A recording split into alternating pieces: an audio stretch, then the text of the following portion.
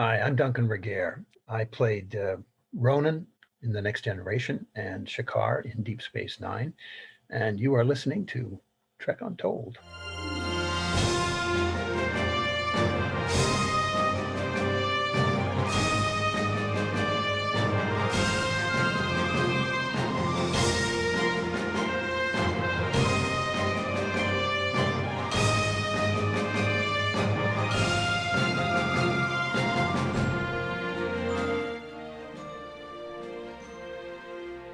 Hello and welcome to Trek Untold, the Star Trek podcast that goes beyond the stars. I'm your host, Matthew Kaplowitz. The 7th season of Star Trek The Next Generation was an interesting one, as they sort of cut loose in their final year and made a lot of very interesting stories. After all, we're talking about the same season that brought us Masaka and Corgano, David Cronenberg Barclay, cellular peptide cake with mint frosting, and of course, the infamous sex candle ghost who gives Dr. Beverly Crusher what she sure wasn't getting from Captain Picard. And today, we're talking with that ectoplasmic ladies' man who taught the good doctor that bustin' makes her feel good. Duncan Regehr played Ronin on the 7th season TNG episode Sub Rosa, and that episode has now become part of some of the biggest memes in Star Trek history. You may also remember him as Shikhar from 3 appearances on Star Trek Deep Space Nine, including the self-titled Season 3 episode Shikhar, the Season 4 episode Crossfire, and finally in the Season 5 episode The Begotten. In addition to his time on Trek, Duncan is also remembered for roles in the new Zorro television series as Zorro, Dracula in the Monster Squad film, Prince Blackpool in Wizards and Warriors, and many other appearances in TV shows and films. But what you may not know about Mr. Regehr is that he's also an accomplished painter and esteemed writer of poetry and prose, as well as a pugilist, swordsman, and a figure skater. Duncan is one of the most diversely talented guests we've had here on Trek Untold, and his passion for creativity shines in every facet of the arts that he's involved in. And I hope that with today's episode, you get a little bit of a taste of who Duncan Regehr truly is, because he's a lot more than just the sex candle ghost. But before we jump into today's interview, I want to ask you if you're following us yet on social media. If you're not, you can check out Trek Untold on Instagram, Twitter, and Facebook, and we update there constantly. It's the best way to find out who this week's guest is going to be in advance, and also potentially ask them any questions when we offer that option. So that's Trek Untold, one word, no spaces, on Twitter, Instagram, and Facebook. If you'd like to help support the show, you can check out teespring.com/stores/trekuntold to take a look at some of the merchandise we have there, which includes t-shirts, hoodies, mugs, stickers, and all sorts of other things. We'll be releasing new designs constantly, so make sure to keep an eye there if you'd like to support this show and show off to your friends how much you like it. You can also directly support this show by visiting patreon.com/trekuntold to become a Patreon. But most important of all, please make sure to subscribe to this podcast, and if you're listening to it on iTunes, Spotify, Google, or any other audio forms, make sure to leave a review and a rating and drop some stars if you can. And if you're watching the YouTube version, please don't forget to subscribe to Nerd News Today, the channel that you're watching this on, and give the video a thumbs up. And of course, while you're at it, feel free to comment there and let me know what you think of this week's guest. Subscribing, leaving ratings, leaving comments are all some of the most important things you can do to help this podcast continue to grow and ensure that more people find out about this show. And if you're already following us or supporting us on Patreon or bought some merch, a big thank you for doing that, or offering your support in whatever way that you can. Thank you for the help. There's a lot of Star Trek podcasts out there, and I'm very grateful that you've chosen to listen to this one today. I'd also like to make a quick shout out to our sponsor at Triple Fiction Productions, who makes some amazing 3D printed Star Trek inspired dioramas and props for both Star Trek action figures and Star Trek fans in person. Whether you're a cosplayer or a toy collector, there's plenty of stuff to check out from Triple Fiction Productions, but you're going to hear a little bit more about them later on. Now, without further ado, let's beam up today's guest. Computer, access interview file. Hello, welcome back to Trek Untold, and now joining me on the opposite side of the screen, we have a man who is a master performer on the screen, as well as a master of the visual and literary arts. He's scoffing right now, but it's very much true. It's today a privilege to be speaking with Mr. Duncan Regehr. Duncan, how are you today? Pretty good, and thank you for having me, Matthew. Good to see you. It's really exciting to chat with you because I've seen you in so many things, and it's one of those cases where, I speak to a lot of actors in the show, and I'll recognize their faces, but I won't necessarily know their names. So I'm glad that I finally figured out who the heck you are. And yeah, this is going to be exciting today, I'm pretty sure. Me too. So let's kick things off here with the first question I like to ask all of my guests, and that is, what is your earliest memory of Star Trek? Wow. Well, it would have been the William Shatner version. Yeah, that would be it back then. That would be my earliest memory of Star Trek. Did you watch it as a kid growing up? I think on and off, not a lot. But yeah, I think I I remember things like Triffids and yeah. Triffids were a different movie. That's a different franchise Oh, altogether. it's a different franchise. Well, what were those little things, those fluffy things that Those fluffy were? things are Tribbles. Triffids are from, I think, a 1960s horror movie, actually. Well, maybe you're right. Of course, you're right. Yeah, it shows you how much I know about science fiction. Absolutely nothing. So, can you tell us a little bit about where you grew up, who your parents were, and what little Duncan wanted to be when he grew up and became an adult? Well, my parents were very different from each other, actually. My father came from Russia as an immigrant, a Mennonite, with a group of other Mennonites. And I mean, they had no money. They were very poor people, but, they were willing to work. So they sort of brought themselves along. And eventually, I mean, he joined the Canadian Army and worked in intelligence there because he could speak several languages. Um, and, went forward with his career and life to become a bacteriologist. And, my mother was English, and she came over during the Second World War and worked as a physiotherapist in the Canadian Army and met my father, and they got married and had a bunch of kids, me being one of them. And we lived in a fairly rural area. And my dad was also a kind of an amateur painter. He never had really the opportunity to become a professional in any respect because he was too busy earning a living for his family in other ways.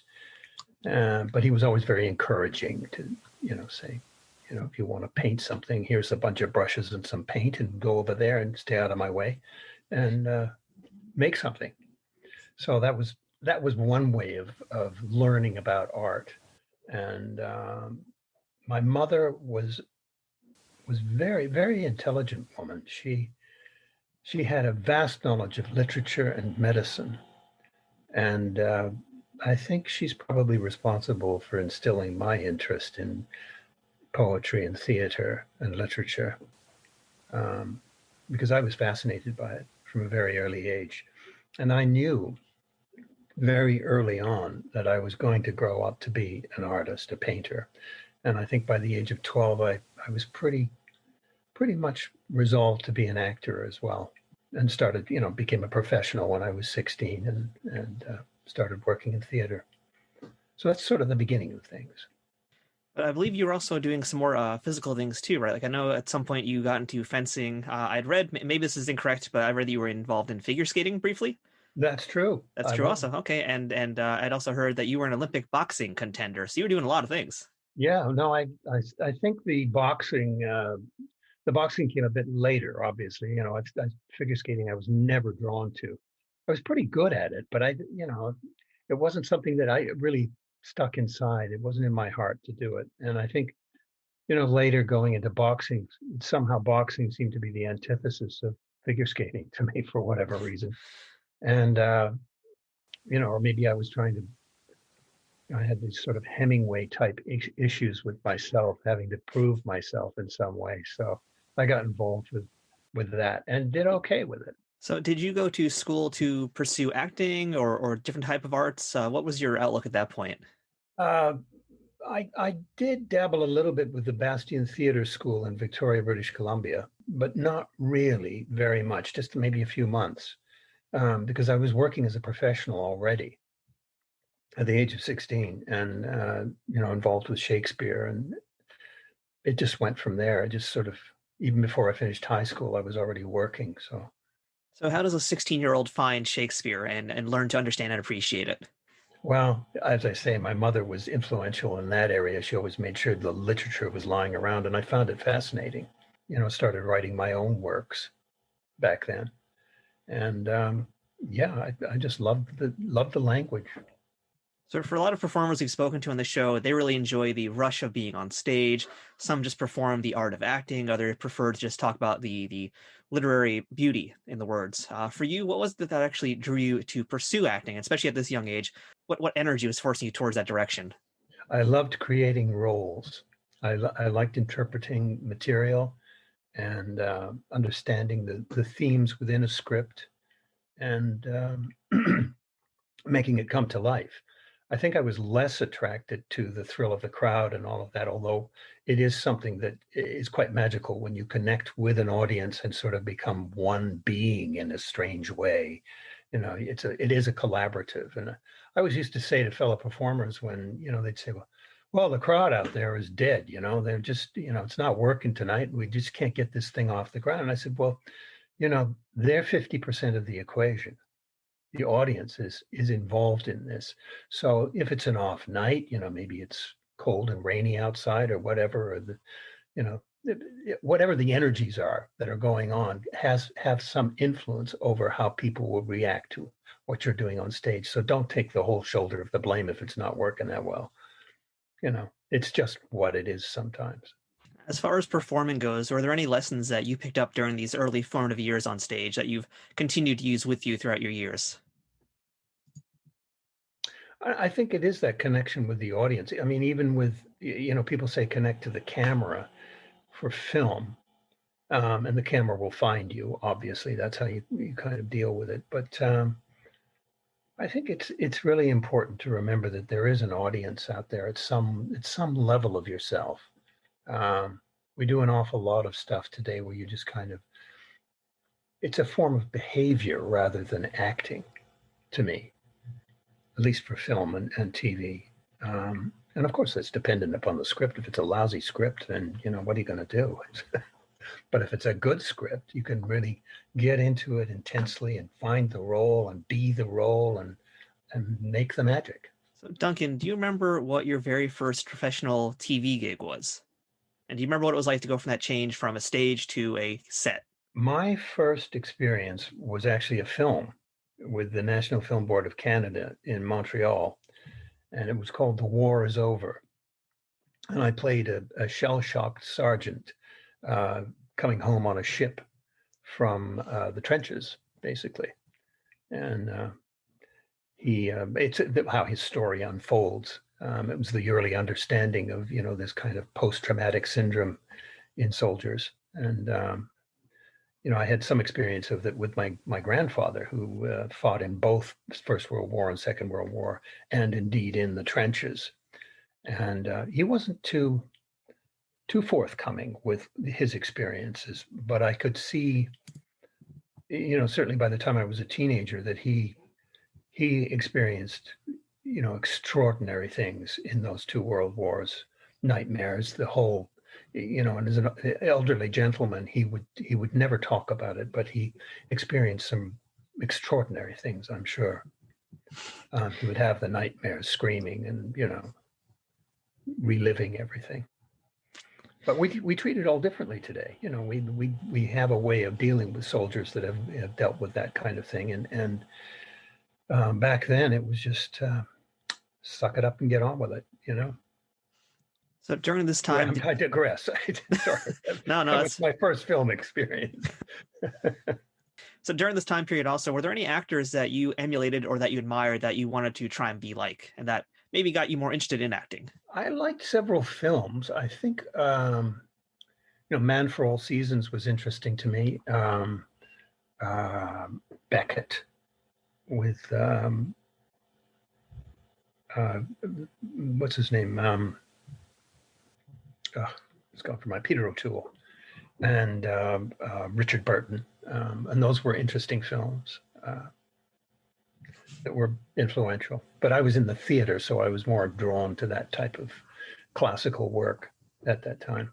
And being then later in the industry in Hollywood as well, not too long after that point, did you ever get to meet any of your heroes? I guess I did. I also from the world of horror, I was really intrigued. One of my first jobs in Hollywood was to work with Christopher Lee, who was the famous Dracula, and that was wonderful. I really enjoyed that. So one of the biggest roles that you had early on that I want to talk about is My Wicked, Wicked Ways, where you played Errol Flynn, which was very transformative role. I got to watch it. It's actually on YouTube, the whole thing.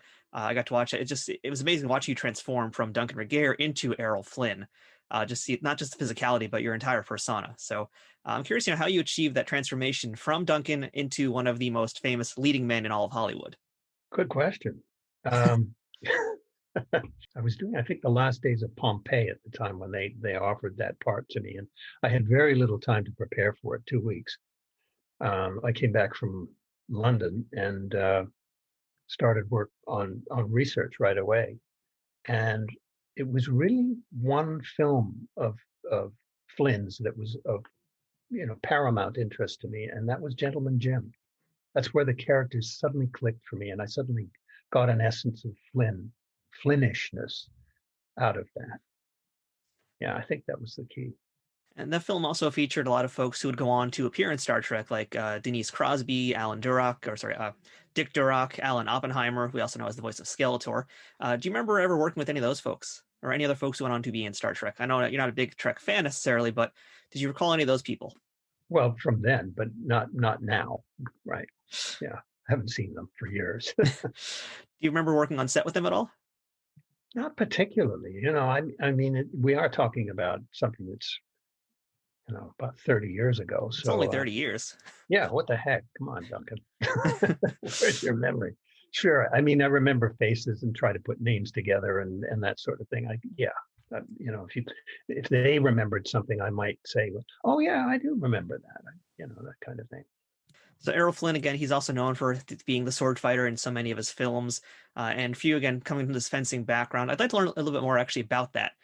So when you were learning fencing, was this more so for an actual athletic pursuit, or was it for stage and screen? It was for stage. I was actually trained by a gentleman named Patrick Crane, who was the famous stage choreographer for sword fighting, and I worked with him at Stratford, and he taught me sort of the beginnings of fencing, stage fencing in particular, which isn't real fencing. It's got to be dramatic, theatrical, all the rest of it. Big sweeping moves and then little moves and what have you. And he was sort of the instigator for that, and so I knew how to fence before I got to do the film, and then later, of course, came Zorro, when I think I spent 90% of my time with a sword in my hand, and then I would say that my fencing or sword fighting in general improved a great deal for me with Peter Diamond, who did Princess Bride, among other things, and he was probably the greatest film swordsman ever. And I learned a great deal from him. I was, to the point where I was able to develop my own technique for sword fighting, combination of saber and foil, so that you'd get the big sweeping moves in a fight. You could do, all the jumping around off balconies and, chandeliers and all that stuff. But you could also do intimate work very, very, very fast. You don't have to worry about that today because it's all enhanced, computer enhanced stuff and sped up, and it's all very different. Back in those days, we had to do it ourselves. And thank you for making that perfect segue into Zorro, because of course I have to ask about that. You were Zorro from 1990 to 1993, and we mentioned Peter Diamond. He was a stunt coordinator on the show. Yes. And I actually had watched an interview with Henry Darrow, who co-starred with you in Zorro. Yeah. And he was saying how when he did all his fight scenes, the swords were not tipped, which means they had the sharp points sticking out. And it was meant to be very physical, very aggressive kind of style. Working on a show like Zorro, which is such a very physical show, and you're spending so much time with that sword in your hand and fending off. This is my fencing hand, by the way, folks. This is me fencing. You're spending so much time doing this very physical role. What's it like just to go from something more classical to something so action-packed and physically challenging? I mean, it was really, with that particular role, I was really playing two roles: the Don Diego role, the side of things, and then the masked, sort of hero type. And so there were contrasts in there as well.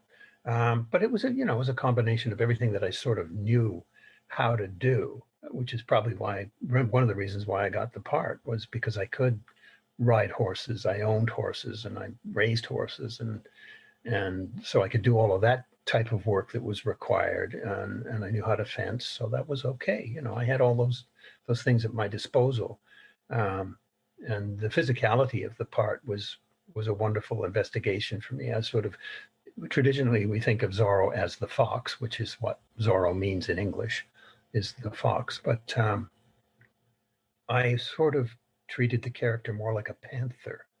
His moves were cat-like rather than, they weren't fox-like, they were cat-like. And that worked for me, that imagery.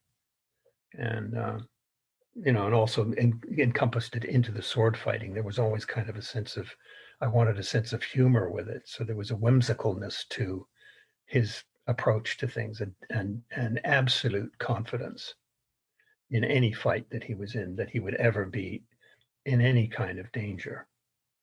He was never concerned about that character. Yeah, I like the idea of him being more of a panther as opposed to a fox, and that kind of leads me to my next question, because the part of Zorro has been played by many, many famous leading men throughout Hollywood. We're talking Right. about Tyrone Powell, Douglas Fairbanks, more contemporary to around that time period. You would have had Antonio Banderas, I think actually a few years Yes. after yours. Alain Delon played Zorro briefly in a movie in, I think it was in Spain, actually. So what did you do? And you kind of talked about it right here, but what did you do to make Zorro and also the alter ego of the character become yourself, become your own version and your own interpretation of the character? Yeah, it was that was an interesting process too, because I started out wanting to make a bigger contrast between the Zorro character and the Don Diego character. I really wanted them to have a big division between the two, because it seemed to make more sense to me. The producers didn't want that, though. I tried very hard to say, well, why don't we do the Don Diego character kind of like a Ben Franklin type with the pince-nez glasses and the stoop and the long hair. He could have blonde hair instead of black hair, and then he just sticks on a mustache and the mask, and he goes out and does the hero work that way. And they said, no, we're not going to do that. There has to be kind of an essence of Don Diego in the Zorro character and vice versa. So that balance I had to kind of achieve and set aside my own artistic interpretation of the character. Otherwise, I'd get fired. As we mentioned, you worked with Henry Darrow. He was, in fact, the first Latin American person to ever play Zorro in Yeah. television, and Yeah. a veteran actor. What did you learn from working with him? Lightning in a bottle. He's great fun. Just wonderful, wonderful humor and chutzpah in that guy. He's just great. He could turn it on, and even when he was really, really tired, Henry would always come with the goods. Lots good chops. That's Henry. Great chops, as we say in the theater. So one other thing I wanted to talk about before we do jump into Star Trek, and I think that's where I probably first ever saw you, and that's in Monster Squad. And I know you still get recognized all over the place for being in Monster Squad. We just talked about it with Christopher Lee as well, and some of the horror stuff there. But yeah, I heard on Monster Squad, you actually stayed in character as Dracula during the entire filming, even off set. Is that true? Well, I think more of what it was that I separated myself from the kids. Okay. And we I sat down and talked about it with the producers and from the director Fred Decker and Peter Hyams, and it was sort of an interesting approach to take, because the little kids were totally into it. They believed in everything they were doing. They were running around all over the place, and they were these fearsome monster people around all over the place. And it just seemed to work better for them if you stayed kind of close to that character and avoided allowing them to see you as a normal person. One of the things that always sticks out to me about that film and about your character in particular is that Dracula's throwing sticks of dynamite. And that's just so crazy to me. So I just got to ask, like, when you got to that page of the script during your first reading, what did you think of that revelation? Well, there were lots of things in that I was trying to achieve with that particular character. I wanted to make him actually less of a sort of conventional monster. I think the human aspects of us, the darker human aspects of us, are far more frightening than, say, some kind of growling monster that you can deal with. But he was psychological. He was a sociopath. He had a goal in mind, and nothing was going to get in his way. And he was absolutely vicious. But he had a sense of humor. He had to be, back then we'd call it camp. He was pretty camp as a character, and so throwing dynamite and saying meeting adjourned and stuff like that was a wonderful way to approach the thing, I felt. But it's kind of perfect for a character like that. And I love when you in particular play those types of roles. Like I think it was Wizards and Warlocks is the show also. I'm trying to remember that's Wizards and Warriors, yeah. Wizards and Warriors, yeah. Same sort of thing. The bad guy, with all the leather and everything, and just always had a kind of a tongue in cheek about everything. I mean, are you attracted to those kinds of roles? Do you like those roles where the character is very inflated and larger than life in that kind of way? I do, actually. I like the iconic sort of roles. I played quite a few of them, but it's not always of that ilk. At one point I was thinking, is there a character I'm going to play here in Hollywood that isn't wearing black? Because the list was just growing. but there are other iconic characters that I played. Hey, Abraham Lincoln, for example, for on stage was fantastic opportunity, and so that I am attracted to those larger than life roles. It seems even Ronin. If you look at Ronin in the Next Generation as the what do they call him, the sex candle ghost or something. Yeah, that kind of character. It's still kind of iconic, very, very, very much that way. Trek Untold will return momentarily. Trek Untold is brought to you by Triple Fiction Productions. If you're a Star Trek cosplayer looking for props, or toy collector looking to spice up your shelves, Triple Fiction Productions has you covered. Triple Fiction Productions produces affordable and unique 3D printed Trek-inspired products from the original series, Next Generation, Deep Space Nine, Voyager, Enterprise, and the movies. You can expect the same amount of care and attention to detail in any of the items in their catalog, whether it's a prop replica for use in a fan film, or a part of a cosplay, or accessories and playsets for figures from Playmates, Migos, or Diamond Select. Own your very own tricorder or phaser rifle with working lights, the bridge of the Enterprise E for your Playmates figures, or any other item from countless species and ships from the Star Trek universe. All products are 3D printed in the USA and are constantly evolving and improving based on fan feedback. To learn more about their products, visit them at triple-fictionproductions.net or on Facebook at facebook.com/triplefictionproductions. Triple Fiction Productions, taking Star Trek where no 3D printer has gone before. Hello, everyone. I'm Armin Shimmerman. Perhaps you know me better as Quark from Deep Space Nine. As your favorite Ferengi, I'm here to promote a sale. It's not self-sealing stem bolts, but my new novel, Illyria. And the first book is called The Portrayal of Angels. Some of you may not know that aside from being an actor, I'm also a novelist. My newest novel is a mystery set in 1583. Its heroes are the historical characters of John Dee, who was a spiritualist, a book collector, and a spy. With him is an unsuccessful playwright named William Shakespeare. Their mission is to investigate a nobleman who happens to be Count Orsino from Shakespeare's Twelfth Night. The book employs comedy, history, and fantasy to tell a page-turner of a story. The adventure is a trilogy, and the first book goes on sale November 5th, which happens to be my birthday. It reads a lot like Sherlock Holmes, or like one of my favorite shows, Homeland. Please check out my website at www.arminshimmerman, get the name right, .com, or you can get it directly from my publisher at www.jumpmasterpress.com. You can buy it either as a paperback, a hardback, or an ebook. So why don't you check it out and judge for yourself? Or better yet, give it as a gift to someone. I know they'll appreciate it. Disclaimer, no latinum accepted. We now return to Trek Untold. All right, well, Duncan, since you brought up the sex candle ghost, we got to start talking about Star Trek. I think it's only appropriate now. So as we mentioned, you first appeared in Season 7 of Star Trek The Next Generation, the episode Sub Rosa. You were Ronin, also known as Casper the Gropey Ghost, and the sex candle ghost. Okay. That's the name I'm giving you now, is Casper the Gropey Ghost. I'm going with that one. Okay. So can you tell us a little bit about the audition process for this role, and did you know you're going to be giving Beverly Crusher some phantom orgasms here? Yeah, when I read the script. She was so lovely, a wonderful, wonderful actress, such a smart woman, and makes wonderful choices. She was just great. No, I had no idea that I would be groping Beverly Crusher, as you say.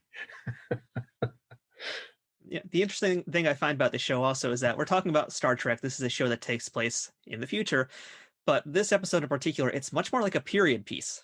Right, exactly. And I find that pretty interesting. And the way this episode is approached, it's very much like a classic 1930s Universal horror picture in a lot of ways, too. Yeah. So, was that, again, another thing that would have attracted you to this role? Was that something that was even discussed when you were doing the auditions for it? Or was it just something that, it was a thing and you did what you had to do? Well, he was supposed to be, descended from Scottish royalty in some way, which at that time, the fictitious time that it was set in, he would have been an Englishman. So there was no Scottish accent applied on top of that. He would be an Englishman. So, and that's basically how I played him. But there were other things that, the script sort of arrived in bits and pieces too. It wasn't complete, immediately, as I recall. Do you remember much about the audition for this role? Not really. Not really. I remember waiting to go in to talk to them the first time, and who should show up but Michael Tylo, who had just, I just worked with in Zorro. He used to play the alcalde, and he showed up as well. So it's kind of nice. That's all I remember about it. I mean, I just went in and did my thing, whatever it was, and the next thing I know, they say, well, they want you to do the role. I kind of thought they did before I went in, actually, to be honest. As we mentioned, and as anyone who's seen the episode knows, you spend most of your time on screen with Gates McFadden as Beverly Crusher. Right. So, you already said some nice things about her, but what else do you remember about acting with her? And especially in this case, in this episode, her character is acting very much out of character. Right. Well, most of the stuff was fairly romantic. And, it's the stuff of, bodice rippers and that kind of thing. So it was lovely. And she kind of understood that. It's an interesting thing when you meet people who are very familiar with the theater as she is. And there's sort of an instant acceptance and camaraderie that exists, like a bonding. We're of the same creed or whatever. And so that was there for sure from the very, very get-go. Likewise with Patrick, Was there any inspiration from other famous characters in movies or anything else that you pulled from to play the sex scandal ghost? I'm just going to keep calling him sex scandal ghost. I can't call him Ronin. I'm sorry. I didn't know it was called that for the longest time, and then somebody else pointed it out to me. And but I think it's a great title. Fairly accurate too. Fairly accurate, and I think I love the notion that the episode is both kind of affectionately lauded and critically derided in a way as well. It gives it an air of notoriety, but I didn't base it on anything in particular. Just sort of went with what the script is and had an understanding of it, sort of a Byronesque type of character, which is more about poetry than an actual character. That was where I came from with it, I think. When you put it in that perspective, it does kind of make sense because he is a classical bad guy character, but he's also very lyrical, and there is something kind of magnetic and charismatic about the character. Exactly. Yeah. So when you guys are filming the scenes where your ghost essence is doing your thing to Beverly Crusher, do you remember any off-camera reaction to Gates having her various reactions, let's just say? I do remember one instance where she was kind of writhing around on the bed, having all these feelings, and suddenly she got into this very peculiar position where her rear end was right into the camera lens. I think it was Jonathan Frakes who said, something to the effect of, no, you don't want Gates. No, maybe not that way. Maybe not that way. Roll the other way. We just mentioned Jonathan Frakes. Of course, he was the director for this episode. What do you recall about his directing style? Well, he's got a wonderful sense of humor. He's a great guy. We were neighbors at the time, and he's a wonderful, and he has an incredibly optimistic approach to what he's doing. He's actually an actor's dream as a director. He's really wonderful and has a great understanding because he is himself an actor. So I think actors love Jonathan Frakes.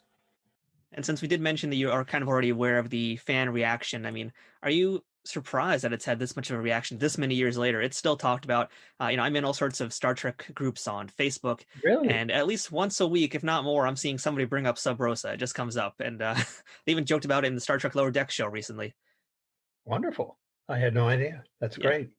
Yeah. Do you get that reaction from a lot of fans? Do you go to conventions that when they realize you're the sex scandal ghost? There are people who come to conventions that are specifically there for that reason. I'm sure they have a list of other things, but when they approach me, their reason is because of Ronin, or because of, Ronin, that's his name, or the sex scandal ghost, whatever. So that was Duncan's appearance in TNG in the episode Beverly Crusher and the Phantom Orgasm. But after that, he returned for Deep Space Nine, and this time with a much meatier role as Shakaar. Right. So you came in the episode actually called Shakar, who you returned again in season 4 for Crossfire, and then season 5 in The Begotten. So let's start off first with the character of Shakar here. Did you know from the onset that this would have the potential to be returning again and again as a recurring character? It's always talked about, as they are these types of characters. They're always saying, well, there could be a recurring role, so why don't you come on in and do this? And then, it either turns out or it doesn't, and in this case it did. They, what they were saying did evolve. And so, yeah, I guess I sort of suspected that it would happen. Yeah. Do you recall if you had to audition for this part, or did they say, hey, let's bring back that sex scandal ghost guy for this episode? I don't think I auditioned for it. I'm pretty sure I didn't. Yeah, I think they just offered it. So I've read that this role was meant to be very much like Emiliano Zapata. I've heard Robert Wolf talk about that. So when you were approached this character, when you were starting to do research for it and figure out your voice for Shakar, what did you do to try and create that character? Again, he was very much a swashbuckling hero type, which I, absolutely familiar with. And particularly at that time, I was playing so many of those types of roles. So I had a lot of things to draw upon to create that role. He wasn't Zorro because he was, maybe a bit, he didn't have the refined sort of approach to the fighting skills and all of that, which was with the bailiwick of Nana's character. They were, the more martial arts type. He was more like John Wayne going in and slugging it out with people. So he was a rougher kind of rebel hero. So I just put some edges on him, and so it was a lot of fun to play that character. I had less interest in it later on when they turned him into the prime minister, because I actually would have been content if I'd just done the one episode in many respects. I understood that character. When he transformed into the prime minister, he sort of lost an agenda there. I didn't really know where he was going to go or what he was going to be. And it didn't really speak to me anymore. I'm glad you brought that up, because that was actually something I was wondering about. Having just rewatched the episodes, I felt that, between the two characters you played in the Star Trek franchise, I felt in some ways, hot take here, that Ronin was actually a much meatier character, despite Shikhar having 3 episodes. Since Ronin really has a full episode that is about himself, whereas Shikhar gets the episode called Shikhar, but then the 2 follow-ups that we see you in Crossfire, you're basically the B plot, and you're more there as a vehicle for the character Odo, trying to search for his humanity. And similarly, in The Begotten, again, that episode is an all Odo episode. You're brought in as comic relief. So, do you have any thoughts about that too? I mean, which role do you feel is actually a more substantial role for you? To me, it was kind of baffling, because I thought, well, these are different characters. The character I was interested in was the character in Shakar. That's what I was. That would have worked for me. I understood that character. He had an agenda. He was focused, and he was full of vitality and strong, selfless man of action kind of thing. And then, but the other character I didn't get as the prime minister. His destiny became very vague to me. And as you say, they popped him around all over the place, which eventually just didn't work for me. It wasn't a good fit for me, I felt anyway. I think as a fan, I can say that I honestly did think that the Ronin performance was definitely a stronger role in just that one episode, as opposed to how it was in these 3 episodes, because it really did feel like Shikhar got neutered essentially as we went along. Yeah, he kind of lost a lot of power. That's a good way of putting it. That's a good way of putting it. And it's just not something that would work for me. And in terms of, as you say, a B plot, I think it was actually felt more like a C or a D plot, after a while. And it's not the sort of thing that as an artist I will spend my time on, to be perfectly honest. There's other things that I want to do and to carry on. But that said, it was wonderful to work with the people. I loved Nana Visitor. She's a beautiful woman and easy to fall in love with. And, they were just wonderful people. And Rene Aubergenois was such a wonderful raconteur. I'd love to sit with Rene and hear his stories and his viewpoints on things. He was such a wonderful, intelligent actor. I've heard great things about both of them. I'm never going to, unfortunately, be able to ever meet Rene, sadly. But, in this episode, you do get to spend a lot of time, of course, with the Visitor. I worked with Rene previously on Billy the Kid, Gore Vidal's Billy the Kid. Yeah, he played the drunk in it wonderfully. Beautiful drunk. Do you have any stories you can share with us about Renee? Just that there was nothing active that actually happened. I was just, I was fascinated with his viewpoints on things.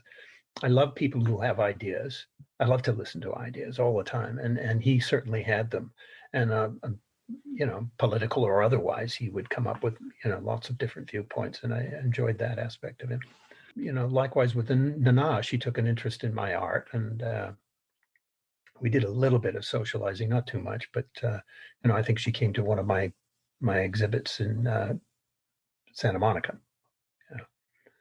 So what's it like sharing the screen with Nana? I've heard from pretty much everybody she's an excellent scene partner, but how would you describe working with her? Well, she's got these eyes that are just, you fall into. They're like these brown pools, beautiful, so. But she's also got a wonderful sense of humor. You just feel very, very comfortable with her. And she goes out of her way to make, people comfortable. I saw her doing it with others. And, she's really a very special actor. I feel like anytime I've seen her in anything, especially, of course, Deep Space Nine, she just has this instant connection with anybody that she's working with, and it feels real in the scene. Yeah. No, I couldn't agree more.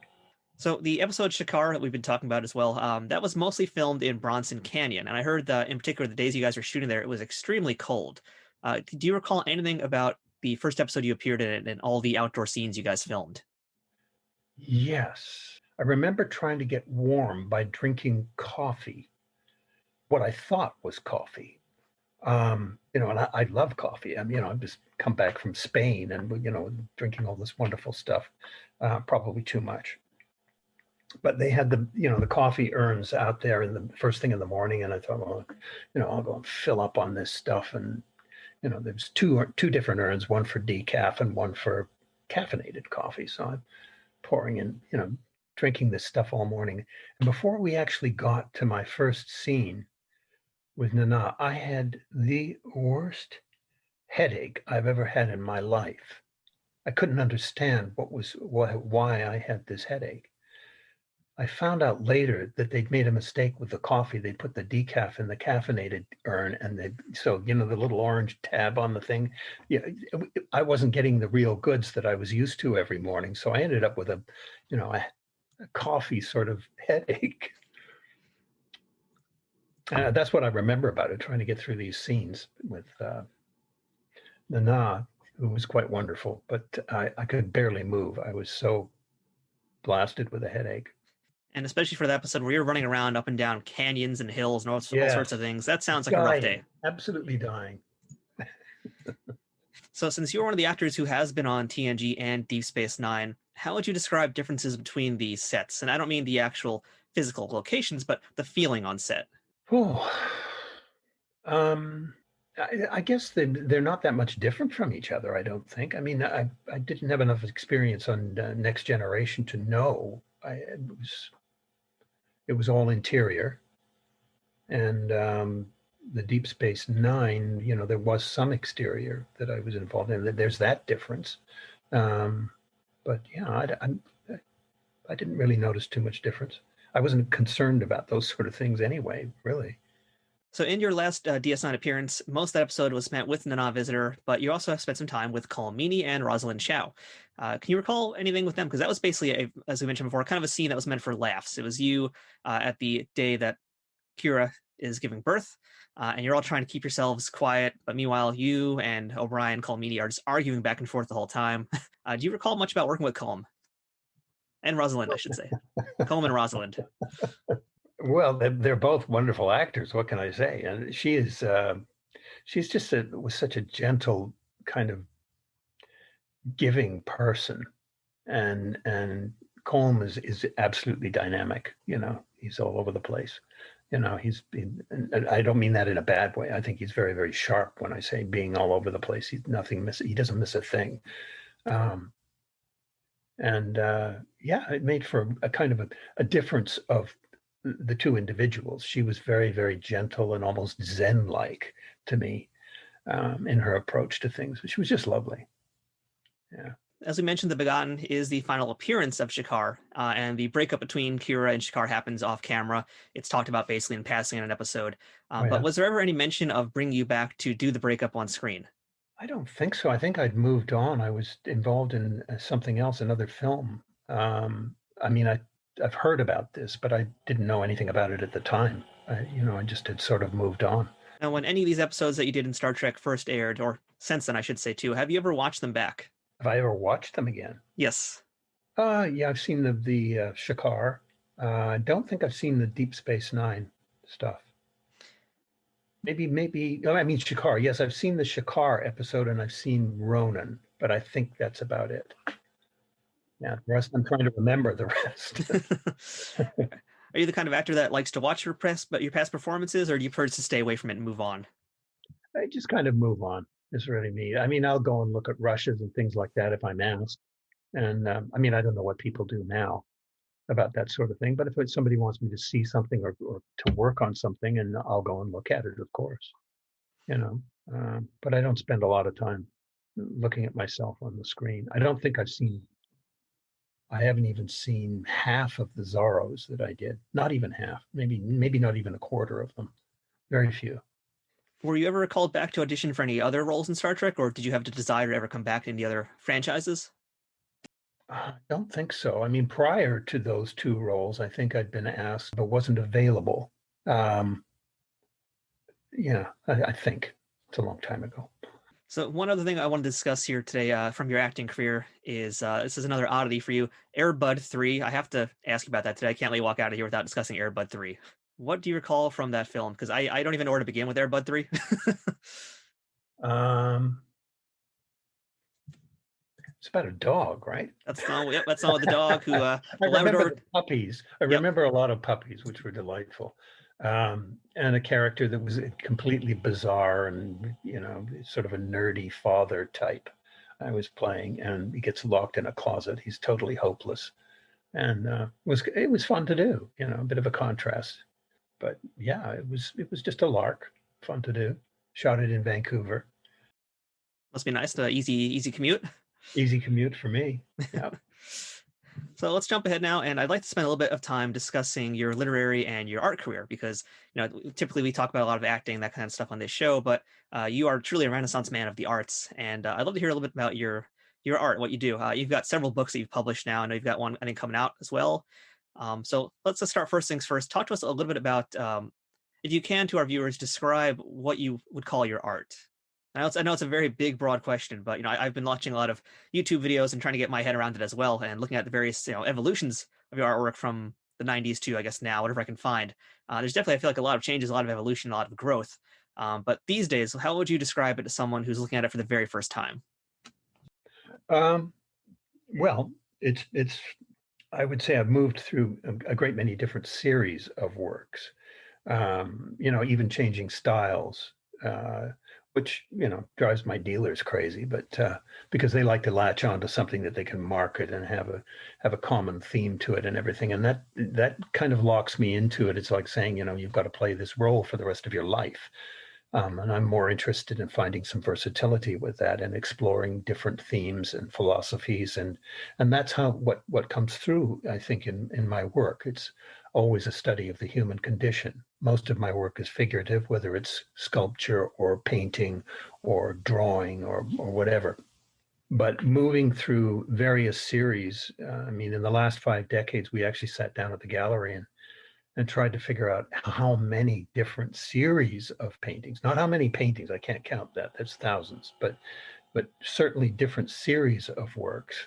In the last 5 decades, 48 different series. So they're very, very different from each other, almost as though they were done by different artists at times, I think. I've been told that anyway. That's always a good thing for the artist because that shows your personal growth, your evolving thought in the process. And, just again, from being the outsider looking at the work you've done, I can see that the process has very much changed for you. As we mentioned, you've done a lot of figures. There's also been landscapes or geoscapes, as you've called them as well. And they're all very much meant to be evocative of the subconscious. So what is it that attracts you? Quite often, yeah. Yeah. What would you say attracts you to that particular thought of the subconscious and trying to express it on a canvas? Well, I think, it's not the only place that I go to, but it is very much about human beings. So, the subconscious is quite often where the I hesitate to say the truth comes out, but certainly what is sometimes hidden and can be exposed about us can come out.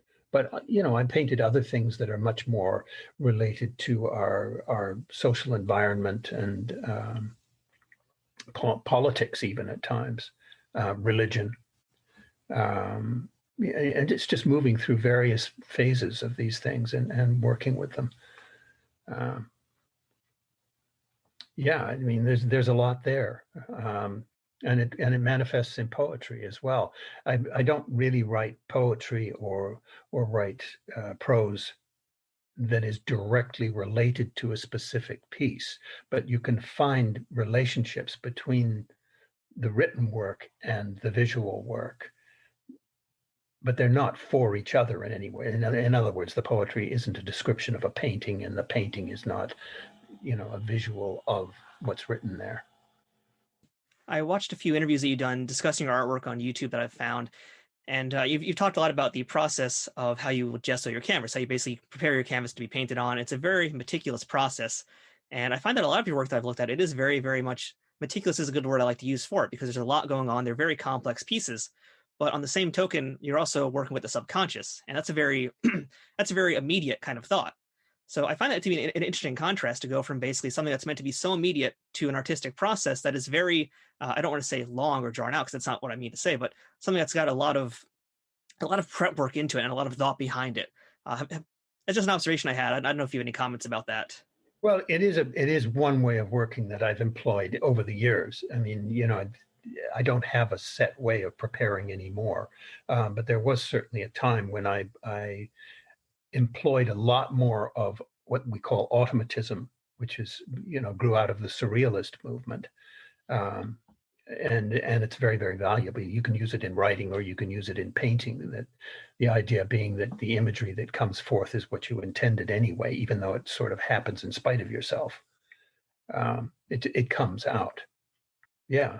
So it's almost like the application and the taking away of paint is unveiling what imagery is in your subconscious. But it's only one way of working. It's not the only way that I work. Yeah, because you've got so many things. It's hard to even really pinpoint one little thing about the artwork that nowadays, is one especially. way that I worked. And I think I described it in the book, The Dragon's Eye, which was written about 30 years ago. Well, not quite 30 years ago. And that's probably what you're referring to is that process. Yeah. And so for anybody who would like to learn more about Duncan's artwork, his literary pursuits, where can our listeners and our audience today check that out? They could go to a couple of different places. DuncanRegehrArtworks.com, or they could go to my gallery, Petley Jones Gallery in Vancouver. And the other place would be just DuncanRegehr.com. Will get you to a space where you can look at books and poetry and paintings and artwork. So if you don't mind now, I'd like to do a little bit of, I don't want to call it a psychoanalysis, but just an observation I had about your skill set and how it's translated through various arts and what I think might be a mindset related to it and to an approach. Because as I've watched a lot of your performances in the various roles you've had, and I've watched several of your interviews you've done throughout the years, I've felt like what I've gleaned is that you're a man who doesn't like to be complacent. And we talked about that with your art style changing and all that kind of thing. You're a person that really very much likes to be challenged and not just challenging yourself, but be challenged by others. And you like to then also put that challenge onto the viewer.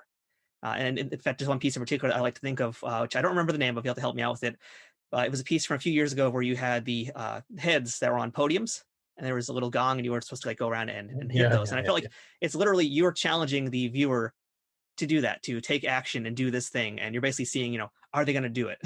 Is there that sort of artistic machismo to go ahead and do that? But, basically, is that something that you feel about yourself, about your work, is that you like to be challenged and you like to also challenge other people and make them rise up to where your level is?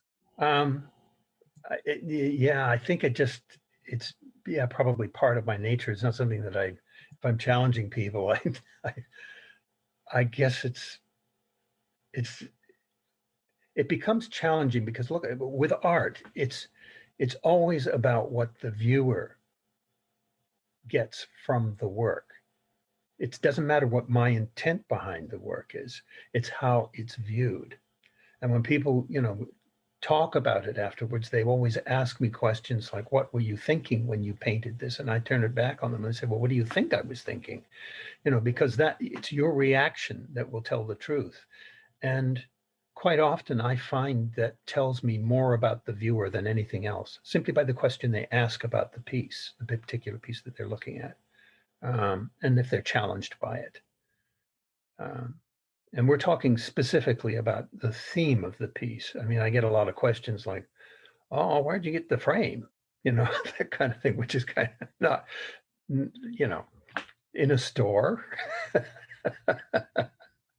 But if they ask questions, questions that puzzle them, or, that I find that interesting. Or if they have an idea about what that painting means to them, what it evokes in them, that's what's interesting. We've had a lot of actors on the show who talk about the art of acting being the way to get to the truth. And the truth doesn't necessarily always mean the actor's truth. It also means, as you said, what the audience perceives that truth to be. Absolutely. Absolutely. I would hope that it goes beyond any intent that I would have in it, that they would have something else out of it. I love all the interpretations are great with me, good or bad, doesn't matter. So, as a veteran of the stage and screen for so many years, so many roles, what is the one thing you wish you knew on day one that you know today that you would have loved to have told yourself back when you first began? Oh, wow. I think, trying to make that separation at the end of the day, that it is just make believe. And, in terms of acting, and, too often we get involved with the other people that are in it as well. And in my case, romantically getting involved with ladies and what have you, and, disastrous relationships, etc. Because that would be the only message. And I see it again and again, where people get involved in a film, or they're in a television series or whatever, and they marry the person that they're with in the show. And then, of course, after the show is over, life is very different. And you're not those people at all. So that's my recommendation to others, is to, really keep an eye on that. But love is love, right? You fall in love and, your brain goes dead. So what can you tell our audience about what Duncan Regehr is doing these days? We talked about your art and your gallery, but what else are you working on right now? Well, I'm writing a new book, as well as, working on the material that I'm doing for the show as well. It's just a show of the pieces that I'm doing. It's not the completion of the series by any means. And I'm working on a thing called The Lost Man and The Forgotten Woman right now, these images. So I'm continuing on with that. There's more to do with that. It goes beyond this particular exhibition that I've got. And last question for the day, Duncan. What is the best thing about being a part of the Star Trek universe? Well, I think that it goes on. I mean, it deals with infinity, and like infinity, Star Trek keeps going on, and it changes, as all things do within the universe, and it evolves and transforms, and there's always something new to reach for. And I think we are creators.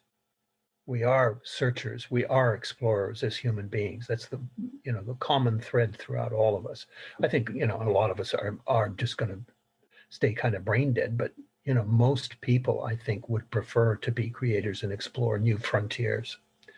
And that's what is wonderful about Star Trek. I say I don't have a familiarity with it in terms of watching episode after episode after episode, but the basic tenet of these various series is always about that. It's about reaching for the unknown, uncovering truth. And that's what's special about Star Trek, to me anyway.